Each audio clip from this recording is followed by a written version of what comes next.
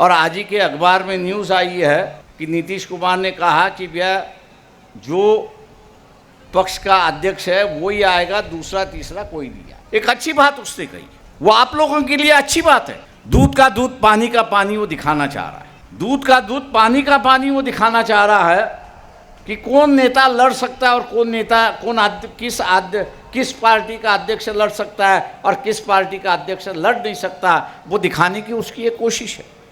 वो एक आपसे कह रहा है, जैसे हमारे सभी मुसलमान भाई ये कहते हैं नहीं सब जन इकट्ठा आना चाहिए, उनकी भावना बहुत अच्छी है, उसकी सराहना करता हूँ और वो होना भी चाहिए।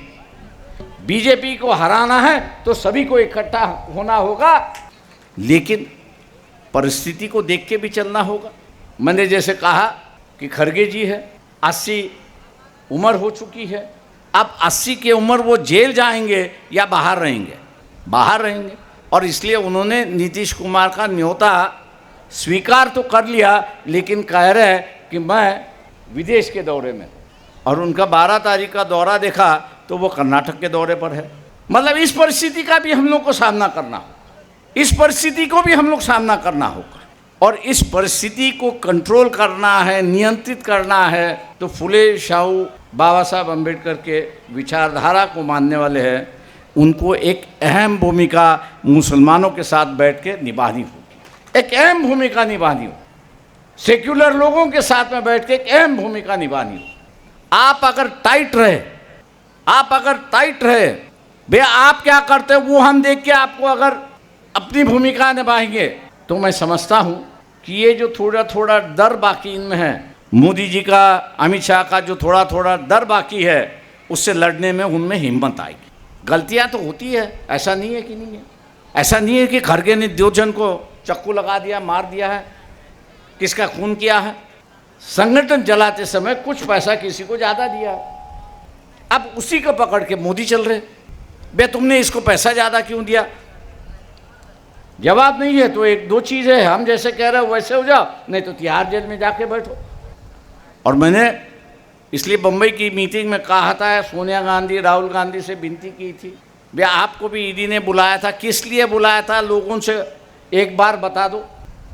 आपको लोगों से माफ़ी मांगने की भी ज़रूरत नहीं है, भैया ये हमने किया है, और लोग आपको माफ़ करेंगे और मोदी को जेल में भेजेंगे, ऐसी परिस्थिति है। लेकिन हिम्मत तो कम से कम बताइए,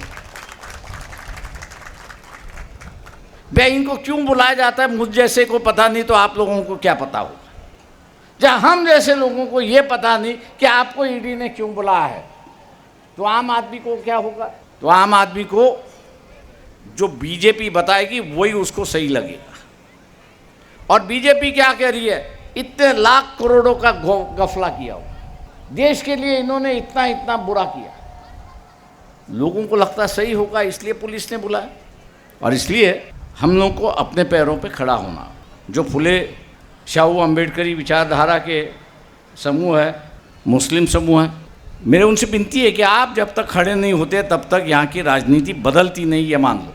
जैसे आज दिखाई दिया कि सभी इकट्ठा आने चाहिए लेकिन मीटिंग में जाने के लिए तैयार, सभी जन इकट्ठा आने चाहिए लेकिन मीटिंग में जाने के लिए आप, तुम बैठक में नहीं जाओगे तो इकट्ठा कैसे आओगे?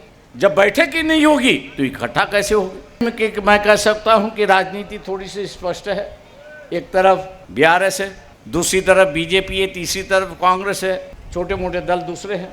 यह दावे के साथ कह रहे हैं कि हम सभी सीटें 119 सीटें लड़ेंगे, और उनकी तैयारी चल रही है। फिर जो इक्का का पत्ते जो होते हैं, पत्ते में इक्का जो होता है वो सबसे बड़ा होता है। मैं मुसलमानों से आग्रह कर रहा हूँ, फुले शाहू अम्बेडकरवादियों से आग्रह कर रहा हूँ, ये इक्का का तुरुप जो है वो आप बनो, जिसके झोले में आप इक्का डालोगे उसकी सत्ता आई। लेकिन उसके पहले ही हमने कहा नहीं भैया ये अच्छा है, ये अच्छा है, ये अच्छा है, तो अब हार गए। कौन अच्छा है कौन बुरा है इसकी कहने की ज़रूरत नहीं। ये जो सेक्युलर हिंदू किसकी तरफ जा रहा है? कांग्रेस की ओर जा रहा है, चंद्रशेखर राव की तरफ जा रहा है, उसके साथ में हम लोग जिसके साथ जा रहा है उसके साथ में जुड़ गए, तो उसको हम लोग ने जीता दिया और बीजेपी को हरा दिया। नेशनल पॉलिटिक्स, राष्ट्रीय राजनीति वही होनी चाहिए, स्टेट की राजनीति अलग से चलती है। आज जो बीजेपी दावा के साथ कह रही कि हम अगली बार आए तो संविधान बदलेंगे, हम लोग का भी एक दूसरा नारा लगाना चाहिए कि 2024 में या उसके पहले आपने इलेक्शन लिया तो आपको हरा के रहेंगे, ये आप ध्यान ले लो। कौन जीता कौन हारता उसका छोड़ दो, ये व्यक्ति जीता ये व्यक्ति हारा उससे नहीं, लेकिन बीजेपी हारी, यही हम लोग का लक्ष्य वहाँ पर होना चाहिए।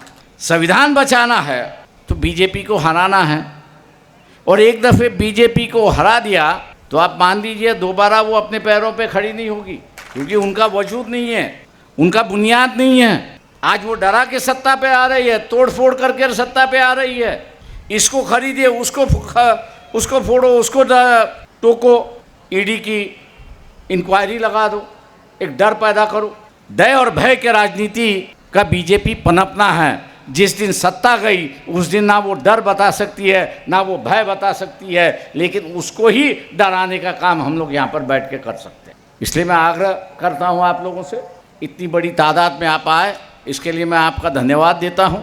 संविधान बचाने के लिए आप आए इसलिए मैं आपका धन्यवाद देता हूँ। लेकिन चलते चलते हम लोगों को और मित्रता बढ़ानी होगी और लोगों को जोड़ना होगा। मान लो अगली सभा तेलंगाना में कही है, इससे दुगनी भीड़ हो गई, इससे दुगनी भीड़ हो गई, तो भीड़ भी अपनी एक संदेश देती। जैसे आज माइक पे कहते हुए मैं एक संदेश दे रहा हूँ, अपनी बात कह रहा हूँ, उसी तरह भीड़ भी एक संदेश देती है, अरे भैया ये तो 10 लाख में इकट्ठा हो गई, ये तो अभी कुछ भी कर सकते हैं। या आम लोगों की बिना कहने हुए भावना हो सकती है, और वो भावना हमको पैदा करनी है कि आज के बाद भीड़ जनता को ये कहेगी कि भैया संविधान बचाने के लिए हम लोग आ चुके हैं, आप चिंता ना करो, हम लोग के साथ में जुड़ जाओ। यही संदेश हम लोग को वहाँ पर देना है।